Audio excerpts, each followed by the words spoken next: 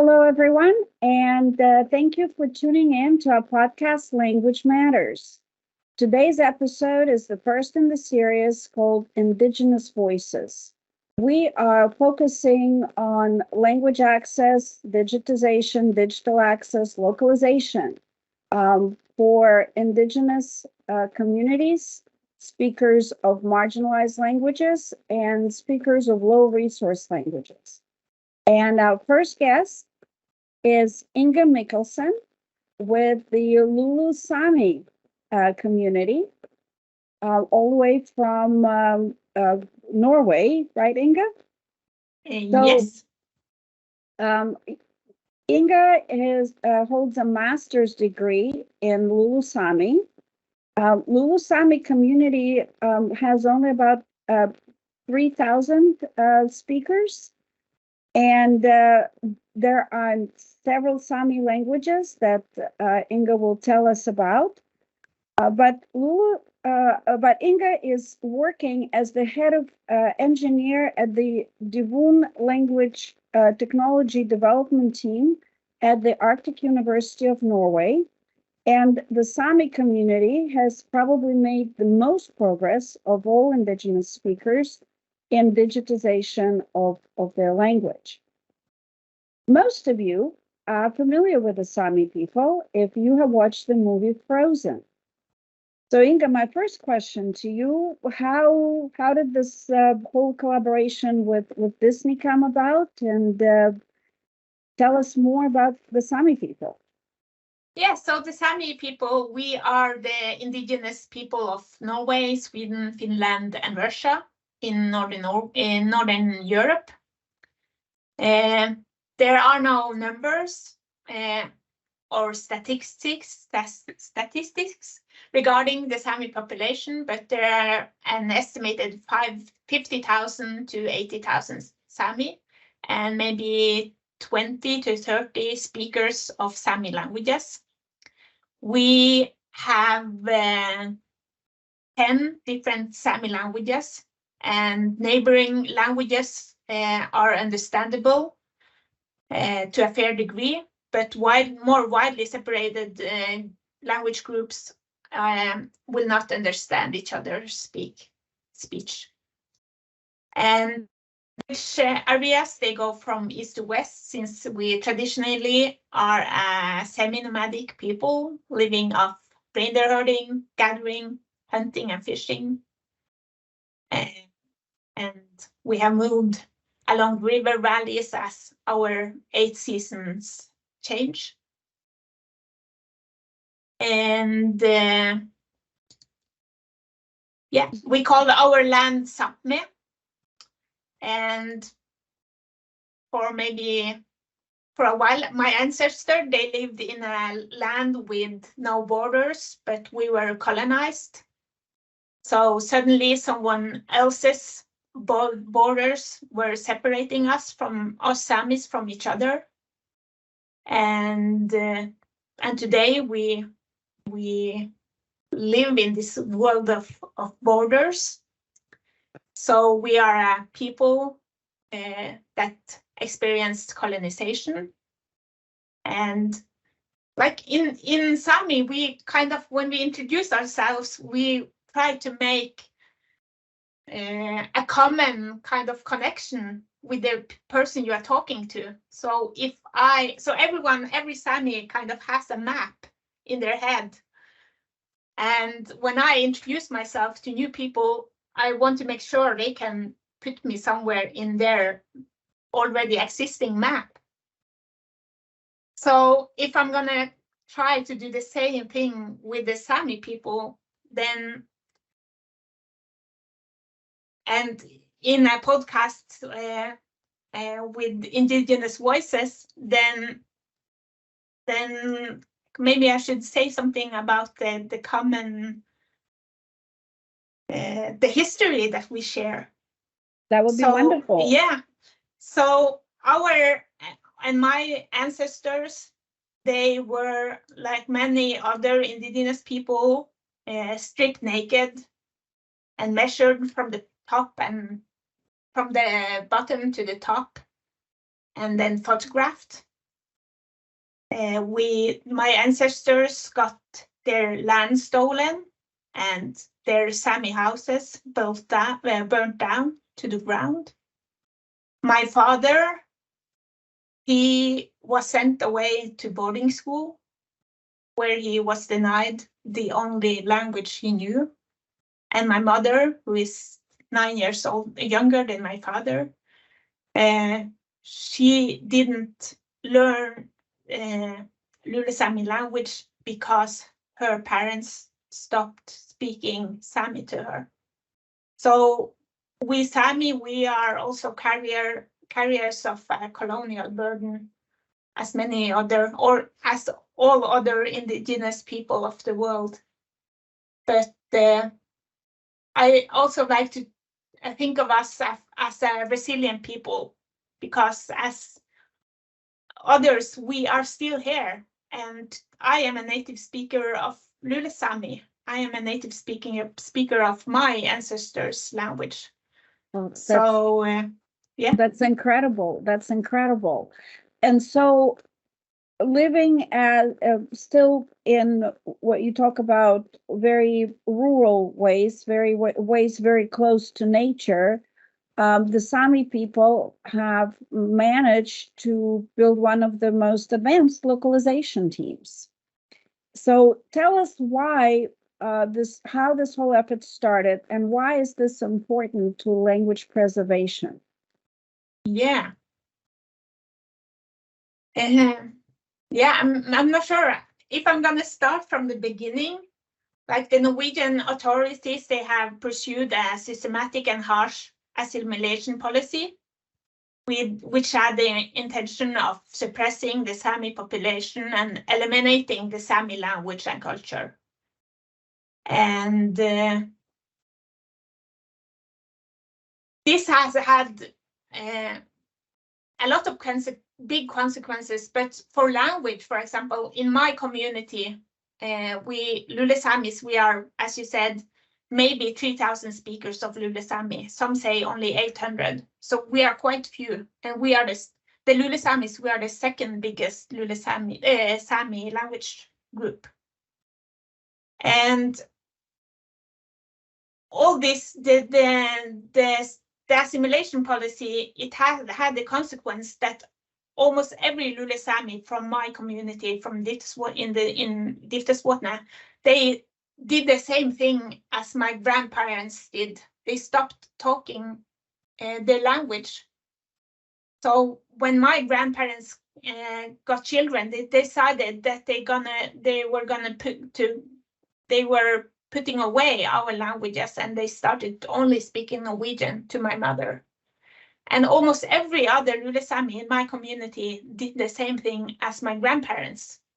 They stopped talking Lule Sámi to their children. So between 1960 and 1985, until I was born, nearly no child was spoken Lule Sámi to by their parents.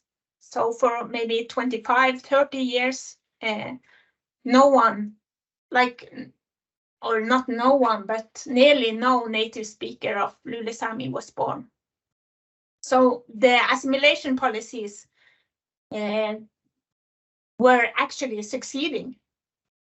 But at the end of the 1960s, a new generation of Samis had been involved in Sami politics, and the intensity of work for Sami rights increased.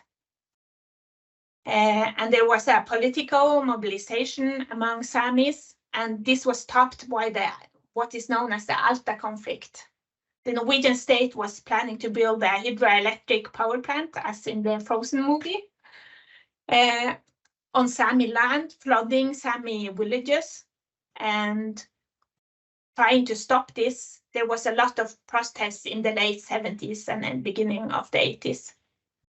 And with hunger strikes and big demonstrations. But we didn't succeed. The power plant was built. And, but the demonstrations led to a reform in the Norwegian state's Sami policy. So in the late 80s, the Norwegian parliament passed a Sami Act which laid the foundation of the establishment of the Sami parliament, and also this act enabled the Sami people in Norway to safeguard and develop our language, culture, and way of life. And to kind of understand what was happening, I want to tell a story about my grandfather. He was filmed in 1980. And that was just 5 years before I was born. And in the interview, he says that we Samis, we have been stepped upon. But still, somewhere inside of us, we have always known it to be wrong, that we are as valuable as any other human being on earth. And he says in the interview that, and now we are rising from the mud and the dust. So that was what was happening. And at the same time as all this was happening, and the demonstrations and the hunger strikes and the political mobilization, that is the time when I was born. And this shaped the choices that my parents did regarding me and our language. The word samastit, it's a verb, and it means to speak our language, to speak Sami language. But it also means to live like a Sami, to be a Sami. And when my parents met and got me, my mother, she didn't samasta, she didn't speak Sami. And as a teenager, she had accused her parents and asked them why they hadn't been speaking Sami to her. Because the worst thing, she said, was to be a Sami and not knowing the Sami language, because she felt like neither or. So when my parents met, and got me and my siblings, they wanted us to samastit. They wanted us to live like Samis, to be Samis, and in order to do that, we needed to speak the language. So my father, he was sent away to boarding school when he was 8 years old, so he was a fluent speaker. He only spoke Sami until he was 8 years old. So we started speaking Sami with me, and together with 3 other couples of parents, my mother and father, they established a Lule Sámi kindergarten. So after 25 years or 30 years, children were once again speaking the Lule Sámi language.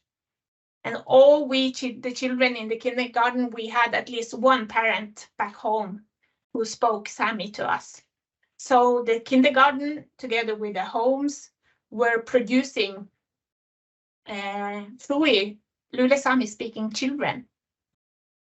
And with us, also our Norwegian speaking parents learned the language. My dog just came out and he wants to say hello. I just gonna let him know. Very welcome to join. So like and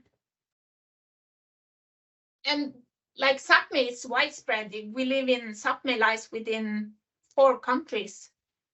So this is kind of the story from my community.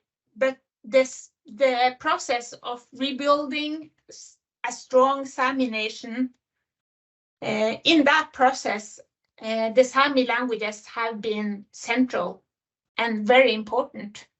So the language, what I'm hearing you say, is part of the core of your identity as people.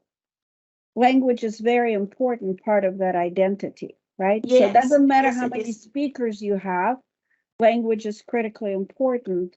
And the journey started with having kids learn the language in kindergarten and then schools. So why digitization? Because there is about, as we know from the numbers today, half of the world population actually doesn't have any digital access, doesn't have any representation in their language online. And so why do you feel, and some communities may even feel like they don't want to be part of the digital community. So why do Sami people feel that being in the digital world is such an important part of your language preservation? Yeah, so uh, like when we have made this decision that Sami languages are so central to being Sami and for building a strong Sami nation, then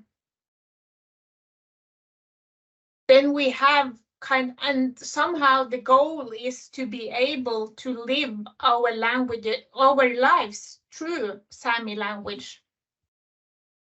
And when I started school, my parents, they wanted me to have all the teaching in Sami language.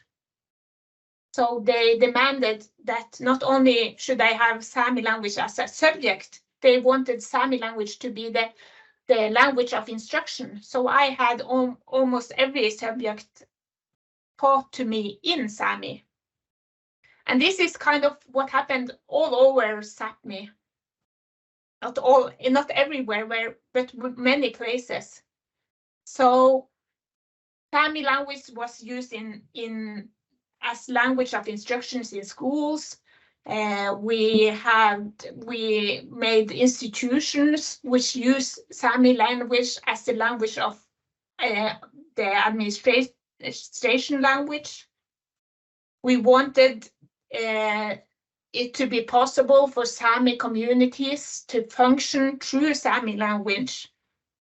Like we wanted Sami language to be that people could, as Samis, live and use Sami language in their lives. And me starting at school, it happened the same time as we got computers. So if you're going to teach Sami language, if the Sami languages are going to be the language of instruction at school, if you're going to have institutions that use Sami language as their main language, and they are doing everything and writing everything in Sami, then you need to have language technology. It's not possible. Today you can't teach children in school in Sami if they can't type Sami letters, if you can't use Sami the language on a computer. So that's kind of where it started somehow, that the languages were so, our languages were so important, and we it's not, and there was kind of this decision that it's not going to be just the Sami languages are not going to be just a symbol. We are going to use them. We are going to live our lives through them. And in order to do so, we need technology. So it's almost like the entire community became, number one, translators and interpreters to bring the textbooks in Sami, a localization team, language experts, and at the same time, subject matter experts, whatever technical work you were doing, whether it was engineering or a teacher or a scientist. So the entire community almost took a second job of being translator, interpreter, and localization professional, because it took the whole community to undertake the massive effort. Yeah. And I just want to say that, like I said earlier, that Sápmi is widespread. So this isn't the story of all of Sápmi, but it's the story of my community. So yeah, we had, and people, like we had our orthography in 1983, and I'm 2 years before I was born. So when I started school, people didn't know how to write or read. Only very few people could do that. So the kind of the road was made as we went.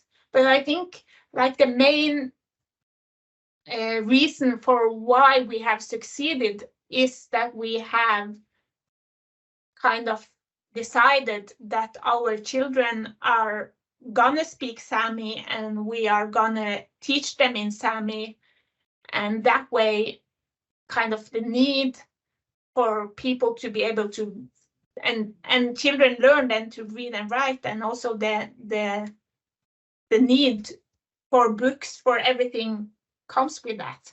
So your story is a story of hope.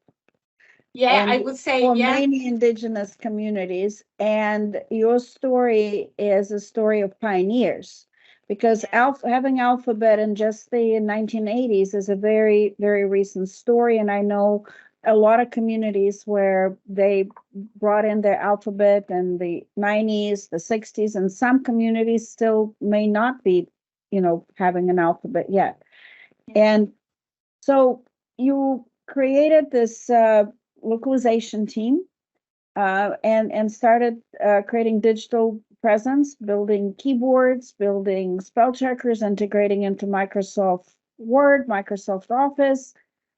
And then, from what I understand, you encountered some very serious obstacles, right, from the technology companies. So what can you tell us more about it? So maybe with the hope of a call for action from technology companies, maybe they can get resolved?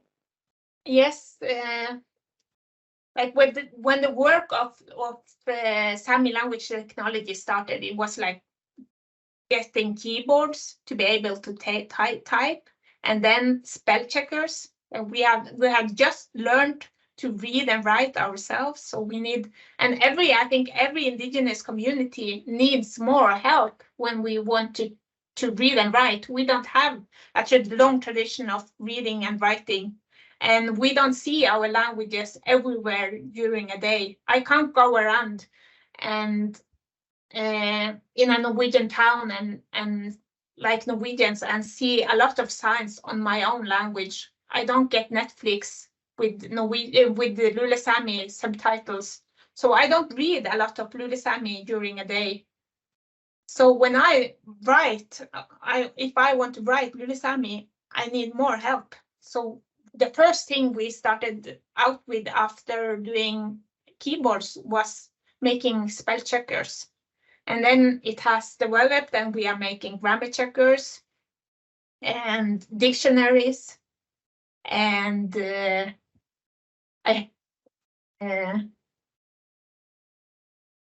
and now we are working with the speech technology.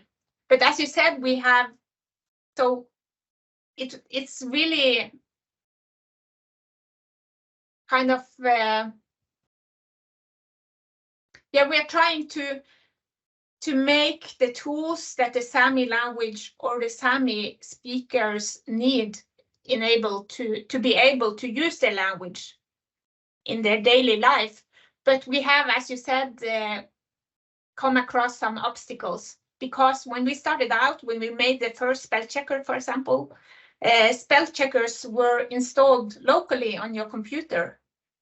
So we could just make a spell checker, and then people could download it and they could install it on their own computer. But now everything has changed.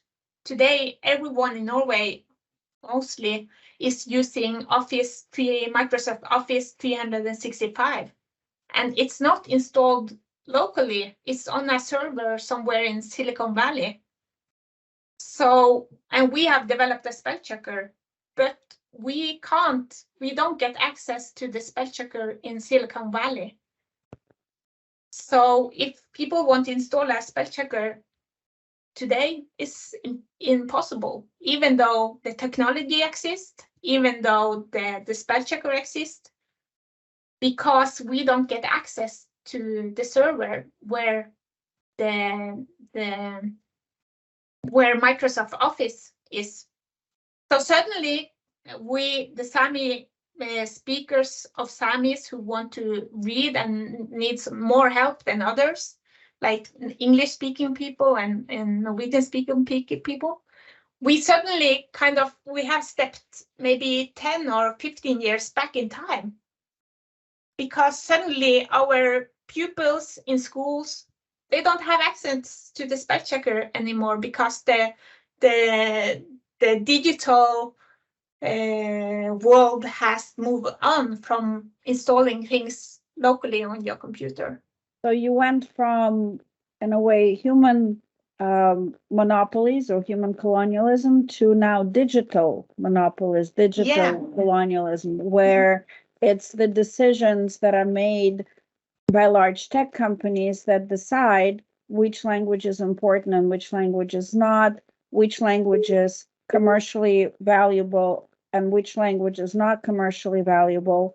And those decisions are not made taking into consideration the communities that made the effort. So again, you have probably most advanced technology among the indigenous communities that have built it. Of course, there are some communities that exist that have made great progress, and the head goes off to the Cherokee Nation with their great advancements and what they have done. But many communities are far behind you, and they don't have a keyboard and they don't have a spell checker. So what would be your ask for the leaders of the localization teams, the leaders of the technology companies?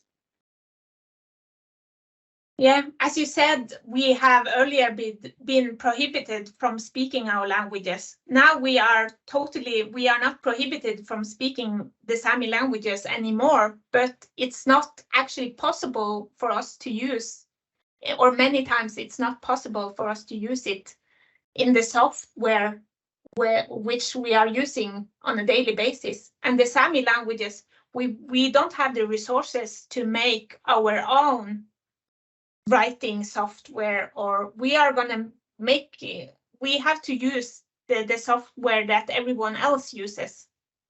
So the kind of, and actually there's this researcher, his name is Corneille. He has written about digitalization, and he says that only, I think, if I remember correctly, only 5% of the world's languages will survive in the future because of the digital divide. And 5% is only 350 languages or so. That's his he says that only 350 languages of the world will be able to step into the digital realm. And the languages that are not possible to use digitally, they will disappear. So, and that's kind of a really scary, it scares me a lot. It's a very scary statistic. And so digital access means survival of a language. Digital access also means, in a way, survival of the spirit, of the national identity of the people, as opposed to now a new type of assimilation. So it's very important, from what I understand. It is very important, critically important to those people who are those smaller nations. So I've heard you talk in different other forums about asking large tech companies to make their language layer, or language APIs, as open access, so that communities that have developed their technology themselves can connect to and support on their own and maintain on their own different Microsoft tools, plugins. What are the other large tech companies you're looking at? Is that telecom companies? Is that phone interface? Or it's what is everything critical? I think it's every software we are using. Today, we are talking to more and more computers and gadgets. Like I have an iPhone here, I can't show it, but so I have Siri and I speak to Siri on my iPhone. And we are now developing Lule Sámi and Sámi language speech technology. So hopefully in a couple of years, we would be able to make a Lule Sámi Siri voice. But there's kind of no point in making that if we can't get it into the iPhone. And like my father, if he's now in his 60s, when he gets old, maybe he will get dementia and he will live in a home. And today in Norway, they speak a lot about like health technology. So in homes for elders, they will have doors. So if an elderly person goes out in the middle of the night, the door will speak to the elderly person and say, "Hello, Inga, are you sure you're going to go out right now because it's 2 o'clock in the night?" And we are able today to make that technology, making the door speak in Lule Sámi. So if my father is somehow confused when he becomes 80 or 90 years old, the door could actually tell him to say, Boris, Philip, but if the software and the software company making that technology with smart houses if we are not able to plug in the technology we are making ourselves, then the door won't speak Lule Sámi. And of course, software companies, they can't make language technology for 7,000 languages that exist in the world. It's not possible for them, and they don't have the economic resources for it. But like we Samis have done, we are making it ourselves. So what we are asking the big tech companies, and not only the big ones, but every tech company, is to open the language layer, as you said, so that we can plug in any language component. And if we make Lule Sámi speech technology, then we can plug that into any computer speaking to you. Oh. And that's kind of my biggest fear, because for all indigenous languages, the home has been the most important area for language. And that's why languages have survived, because people have been able to speak them in their own private homes. But today I already have a car speaking to me. I have a Sonos speaker, and I have the Siri on my iPhone. And I believe in just a decade or so, then we will speak to everything in our houses, with the lights, with the warmth, with the fridge, with everything.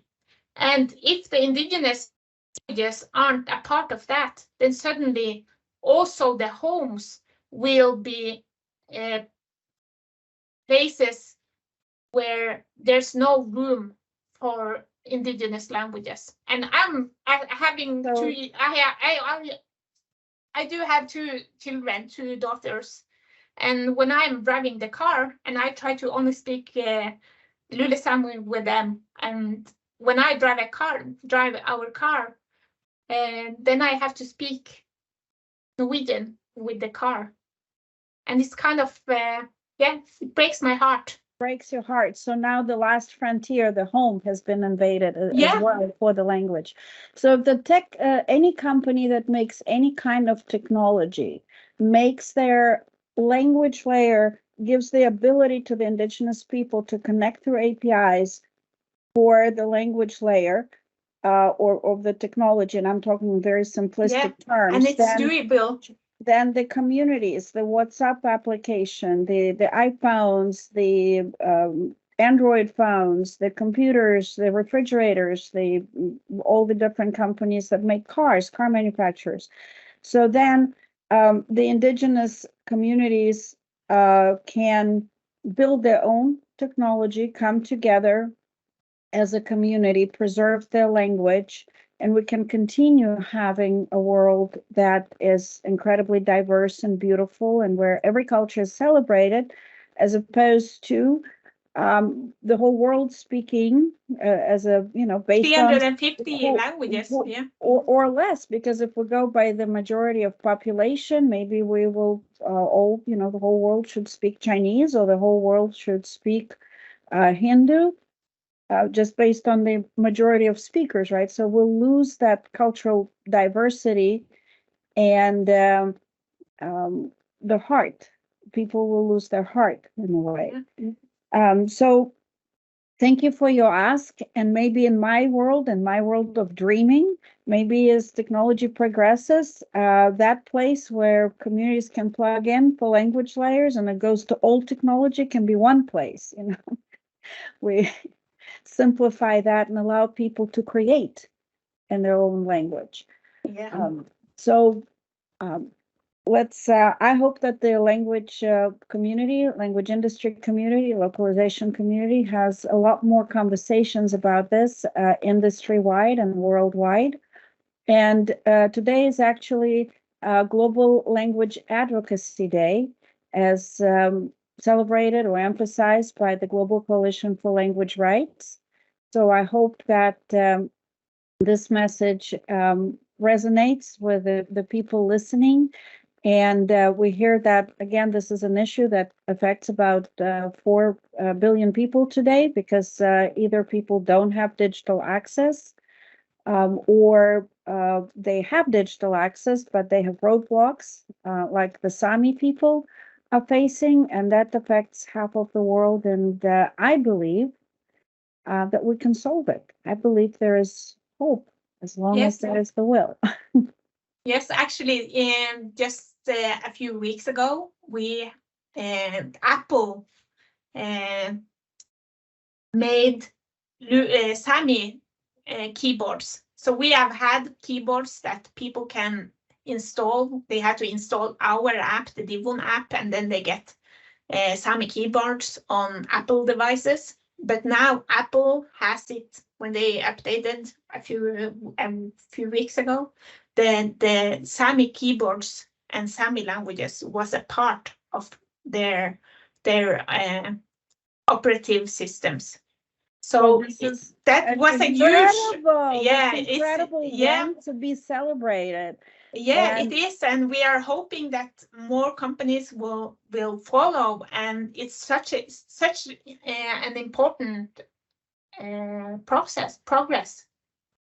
And we have had big difficulties. Like, we teach Sámi in school, and at many schools they have iPads, and they have used our Sámi keyboards. But when they are using a remote or an extra keyboard, what do you call it? Specialized keyboard. Yeah, you buy a kind of keyboard that you use with your iPhone, iPad, because you don't want to type on the screen. But it hasn't been possible to use the Sámi. Okay, that this became really technical. We could just cut it. Yeah. Well, it's great news. It's great news, and hopefully other communities will follow and in the footsteps of the Sámi people. This gives great hope. Thank you for being the pioneers and breaking or showing the way into the digital world for other communities. And I hope we have more conversations about this and learn from you, Inga, and from your team. And I hope that to see one day where Apple and Android and Microsoft and all of the main tech and all of the devices speak all the languages that people are willing to bring, to preserve and bring in. What a beautiful world that would be. And I just want to add that we are going to lift this issue and this with tech companies. We are gonna have a side event at the UN's Permanent Forum for Indigenous Issues in New York in April. So if anyone who are listening are interested in discussing this further with us, we will be there. So I'm hoping to see more Indigenous people and that we can rise up and speak with a common voice in this issue. Well, thank you, Inga, and thank you for your interview. And we hope to interview you again when this issue with the integration has been solved and we can celebrate it together. Yes, I think that's going to happen, but somehow in the indigenous world, we are taking small steps, and we are so eager to go a little bit faster. But hopefully it will we will succeed with also this thing. Thank you.